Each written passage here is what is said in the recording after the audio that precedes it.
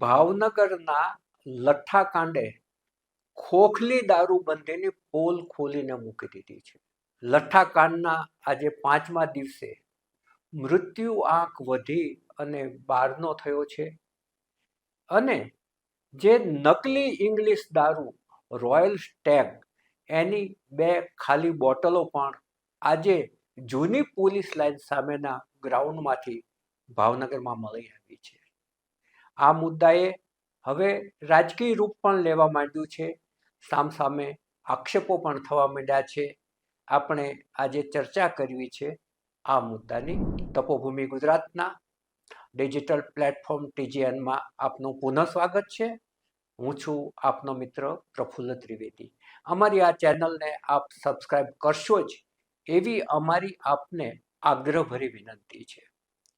ભાવનગરના લઠ્ઠાકાંડ ઉપર વાત કરીએ તો 16 અને 18 તારીખ વચ્ચે જે દર્દીઓ બહાર આવવાના ચાલુ થયા અને લઠ્ઠાકાંડને સ્વરૂપ છે એ પકડાવા માંડ્યું, ત્યારે પોલીસે અને ભાવનગરના જિલ્લા કલેક્ટરે એક અનુરોધ કરવો પડ્યો, એક અપીલ કરવી પડી કે રોયલ સ્ટેગ જેણે પણ પીધો હોય એ ડૉક્ટર પાસે તાત્કાલિક પહોંચી જાય. આવી જે અપીલ કે અનુરોધ કરવો પડે છે એ બાબત જ ખુલ્લું પાડી દે છે કે આપણે ત્યાં દારૂબંધી કઈ હદની ખોખલી છે, કઈ હદની એ બિનઅસરકારક થઈ ગઈ છે. આ બાબતે ભાવનગરમાં હાહાકાર મચાવ્યો છે. એટલું જ નહીં, આસપાસના વિસ્તારોમાં પણ આની અસર થવા માંડી છે. સુરતના બ્રેન્ડેડ યુવકે આજે દમ તોડી દીધો છે. ભાવનગરના 35 વર્ષના હાર્દિકભાઈ કિલજીનું પણ આજે સારવાર દરમિયાન મૃત્યુ થયું છે. એક બીજા યુવકનું પણ ડેથ થયું છે. એટલે મૃત્યુ આંક વધી અને 12 સુધી પહોંચી ગયો છે. અને હજુય 2 વ્યક્તિ છે એ ગંભીર છે. કુલ 17 જણા સારવાર લઈ રહ્યા છે. એમાંથી 2 હજુય ગંભીર સ્થિતિમાં હોવાનું ડૉક્ટરો જણાવી રહ્યા છે. એટલે આ જે લઠ્ઠાકાંડ છે એણે જે પોલીસની કાયદાકીય પરિસ્થિતિ છે એની પોલને છે ખોલી નાખી છે. આજે પોલીસ લાઈન સામેનું એક ગ્રાઉન્ડ છે, જૂની પોલીસ લાઈન કહેવાય છે ભાવનગરમાં. એ ગ્રાઉન્ડમાંથી રોયલ સ્ટેગની 2 ખાલી બોટલો મળી આવી છે. એટલે ફરી લોકોની ધડકન વધી છે કે આ કોણે પીધો હશે. કદાચ આ દર્દીઓ દાખલ થયેલા છે એમાંથી કોઈ હોય તો ભલે, નહીં તો દર્દીઓમાં વધારો પણ થઈ શકે છે. બીજી તરફ જે લઠ્ઠાકાંડ સર્જાયો એનો રેલો સિહોર તાલુકા સુધી પહોંચ્યો છે. સિહોર તાલુકામાં 2 બુટલેગરો છે, પ્રવીણ જાદવ અને અશ્વિન જાદવ. એમણે જે વર્તેજ જે લઠ્ઠાકાંડનું એપી સેન્ટર છે ત્યાંથી હરદીપ મોરી પાસેથી 10 પેટી રોયલ સ્ટેગની મગાવી હતી અને મિત્રો સાથે એમણે પણ મહેફિલ માણી હતી. પરંતુ એમને ખ્યાલ આવી ગયો કે આ માલ બગડેલો છે. એટલે કદાચ ઓછો પીધો હોય ને ના અસર થઈ કે શું થયું એ ભગવાન જાણે. પણ એમણે હરદીપ મોરીને આ માલ પરત લઈ જવા કહ્યું. એટલે હરદીપ મોરી એમાંથી 5 પેટી પાછી લઈ ગયા અને એની સામે 10 પેટી બીજી બ્રાન્ડ રીટ્સ બ્રાન્ડની આપી ગયા. અને આ જે 5 પેટી આજે બુટલેગરો પાસે પડી હતી, પ્રવીણ જાદવ અને અશ્વિન જાદવ, એમાંથી 4.5 પેટીનો એમણે સિહોરની સીમની અંદર ડુંગરાળ વિસ્તારમાં જઈ અને એમણે નાશ કર્યો. હવે જો વધારે લોકોએ પીધો હોત તો વધારે પરિસ્થિતિ ગંભીર પણ બની ગઈ હોત. બીજી તરફ આ માલનું FSLની અંદર જે એનાલિસિસ થયું એ પણ ચોંકાવનારું છે. કારણ કે એમાં મિથેનોલનું પ્રમાણ વધારે છે, ઇથેનોલનું પ્રમાણ એકદમ ઓછું છે. મિથેનોલનું જે પ્રમાણ છે એ 38.59% છે, જ્યારે ઇથેલોન છે એ 0.94% છે. ઇથેલોન છે એ મિથેનોલને માઇલ્ડ બનાવવા માટે, ઓછું ઘાતક બનાવવા માટેમાં મદદરૂપ થાય છે.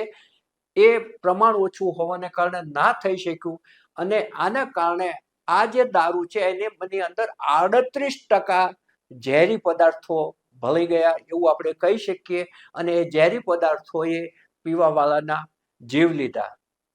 ગાંધીજીના ગુજરાતમાં આપણે ગૌરવભેર કહીએ છીએ કે અમારે ત્યાં દારૂબંધી છે, પરંતુ પોલીસ અને સામાન્ય લોકોને, સામાન્યમાં સામાન્ય લોકો જે ઘરેલું હોય એને પણ ખબર હોય છે કે એમના વિસ્તારમાં દારૂ કોણ વેચે છે, ક્યાં વેચાય છે, એની તલસ્પર્શી માહિતી લોકો પાસે હોય છે. પીધેલાઓ જ્યારે રોડ પર લથડિયા ખાતા હોય છે ત્યારે પણ જોનારા લોકો ત્રાસ અનુભવતા હોય છે. કયો વહીવટદાર હપ્તાની આઘાપાછી કરે છે એના નામો પણ ઘણી વખત લોક મુખે ચર્ચાતા હોય છે કે આ વિસ્તારમાં આ વહીવટદાર છે, આ વિસ્તારમાં આ છે. ઘણી વખત તો એ બુટલેગર, ઘણી વખત તો સ્ત્રીઓ પણ હોય છે, એને ભાભીના અડ્ડા તરીકે એવા જાણીતા નામો હોય છે. એ લોકો પણ ઘણી વખત વહીવટદારોના નામો ફોડી નાખતા હોય છે. જ્યારે ત્યાં રેડ પડે ત્યારે એમ કે વહીવટદાર હપ્તો લઈ જાય છે સવારે ને સાંજે રેડ પડે છે. આવું થાય ત્યારે આ છે એ ભાંડો છે એ ફૂટતો હોય છે.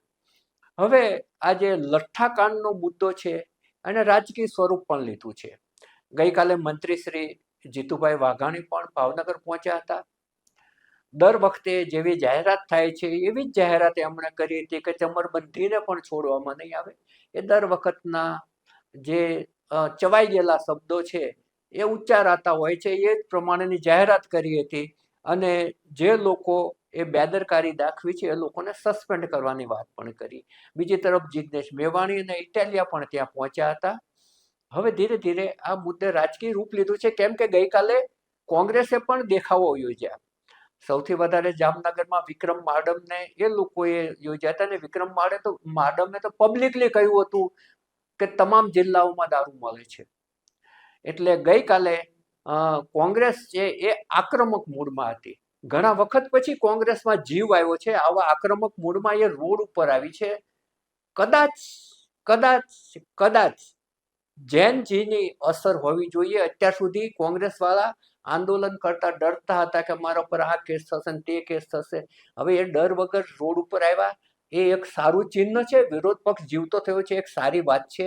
અને ગઈકાલે અમે ખરેખર તો જ્યારે આ ઘુમા, બોપલ, આંબલી પાણી ભરાયું ત્યારે એક કોંગ્રેસ વાળા ફરીકાઈ નહોતા. આ અચાનક જ બહાર આવી ગયા છે. એનો અર્થ એ થયો કે હવે તેમનામાં હિંમત ખુલ્લી છે, અને હિંમત ખુલ્લી છે એક સારું ચિહ્ન છે.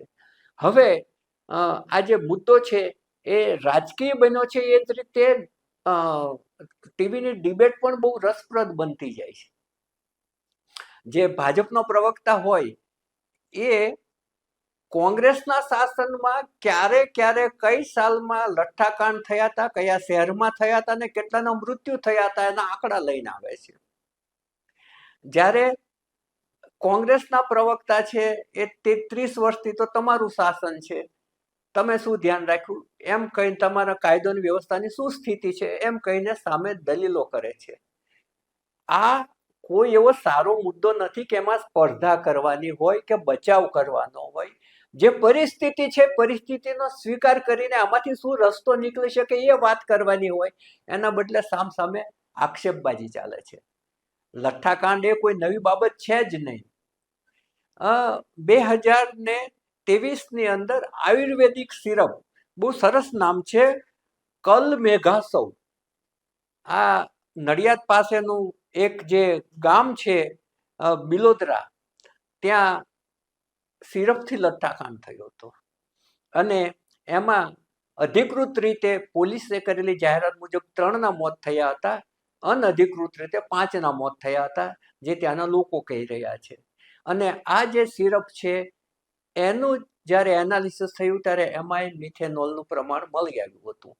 મિથેનોલ છે એ જ મગજને કિક આપવા માટેનું મહત્વનો પદાર્થ છે, પરંતુ એ માણસનો જીવ પણ લઈ શકે છે.